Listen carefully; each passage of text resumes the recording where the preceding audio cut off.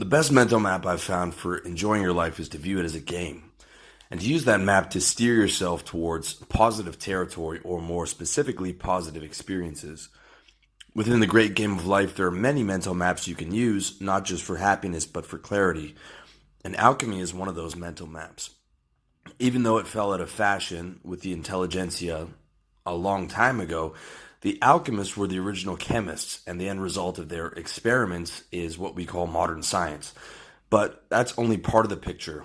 The real alchemy hidden behind sacred geometry is the science of creation, of transmuting the will or thought energy into physical form. And the will is the most powerful force on the planet, both in the divine will from which the universe was spontaneously created out of the nameless, formless intelligence of the spirit, and of the will of man endowed to us by that spirit with a certain amount of potential given to each man. The car, the light, and the very computer or smartphone you're listening or watching this on are direct examples of that will, of the will of those alchemists who fulfilled their potential and their purpose and changed the very fabric of our reality. But it goes deeper than that. Picture a magical ritual where through certain clothes, phrases, decorations, candles, and symbols, a regular room is turned into a magical doorway, and within that room is an outline on the floor or a magical circle within which the ritual is performed. Magicians or alchemists believe that by performing rituals within a magical circle in a room that is properly prepared and with the right intent, that they can transmute their thought energy from the uncreated ether into the physical world. I don't perform those types of magical rituals myself, and I'm guessing you don't either, but I'm sure you can understand the principle. You might believe magic doesn't work and that candles and clothes and circles have no effect on reality. And you might think in today's day and age that anyone who considers themselves a mage or a magician is either dumb or outright delusional. And after all, it's just a guy in a room with a circle on the floor. But before you judge, think clearly about the things that you do believe in. When you can see alchemy for the first time, you'll be shocked at how you missed it before and how many rituals you either perform or at the very least believe in. True alchemy is taking the concept of a thought or an idea and manifesting it into a magical object or event that has physical reality through the power of setting, ritual, and belief.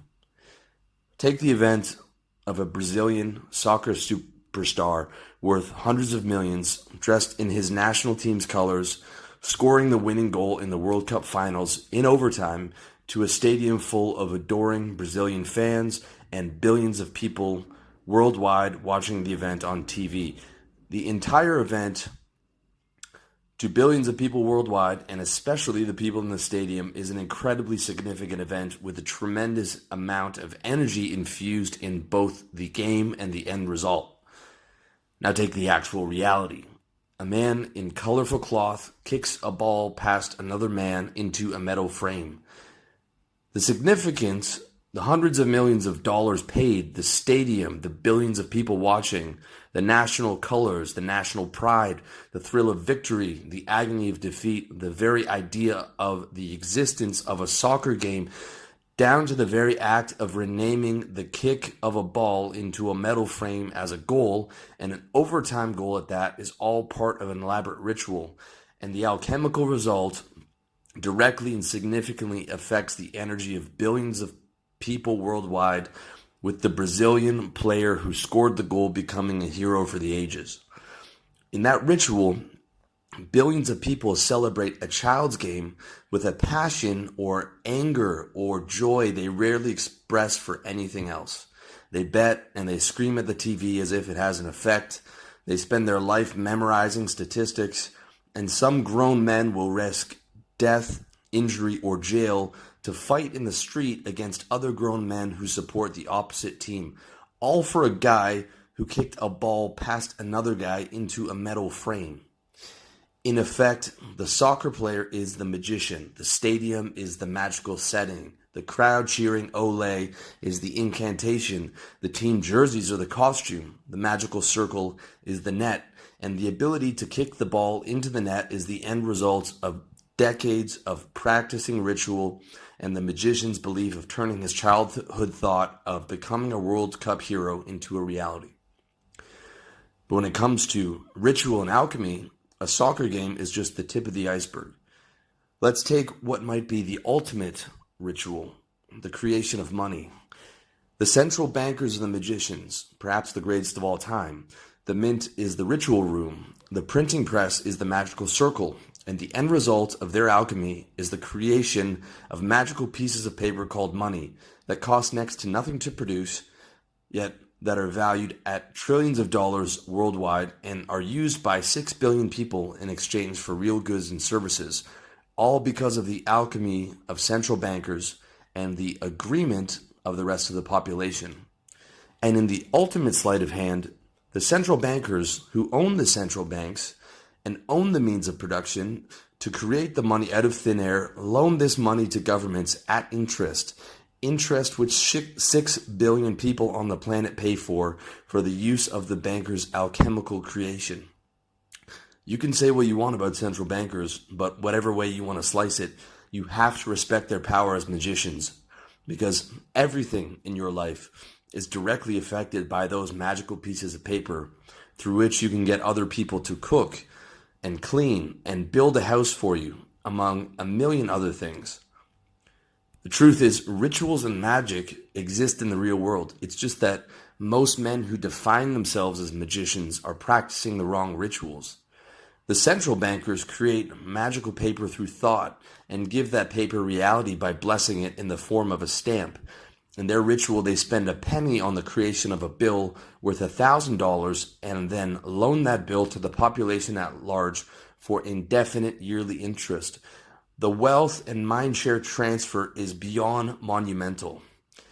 The guy in the hooded cloak doesn't hold a candle to the central bankers. The next most powerful magicians are the government officials who work hand in glove with the central bankers, the middle-aged men who probably couldn't physically fight if their lives depended on it, yet they control all the force on the planet by controlling the guys with guns who can fight. The robes are power suits. The swearing-in statement is the ritual. The Bible where he places his hand is the magical circle. And the end result is a civilian becoming a temporary sovereign in charge of all the guys with guns within his territory through his words and through the papers that he signs. And the population accepts the arrangement. You can say whatever you want about the idea of government. Good cases can be made for both the pros and the cons, but whatever you think, you have to respect the power and the game of the magicians behind it. When you open your eyes, you can see ritual and alchemy everywhere you look.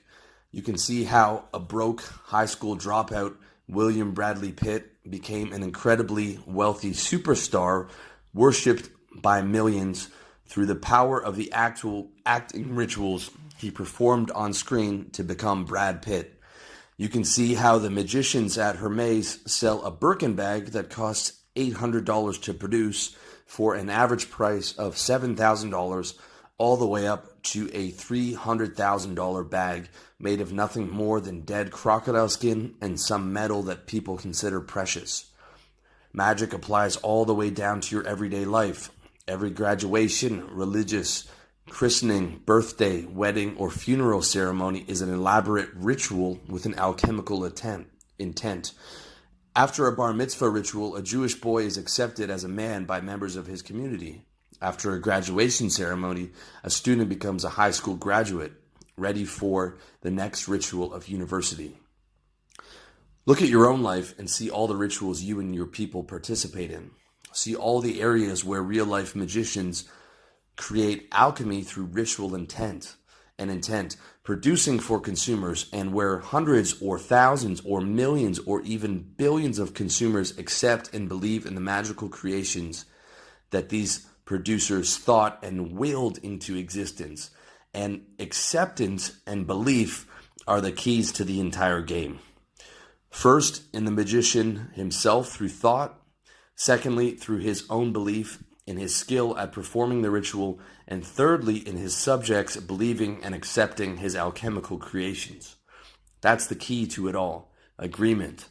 Agreement is what gives power to ceremonies, and money, and government, and nations, and armies, and sports teams, and movie stars, and moguls, and CEOs, and entrepreneurs.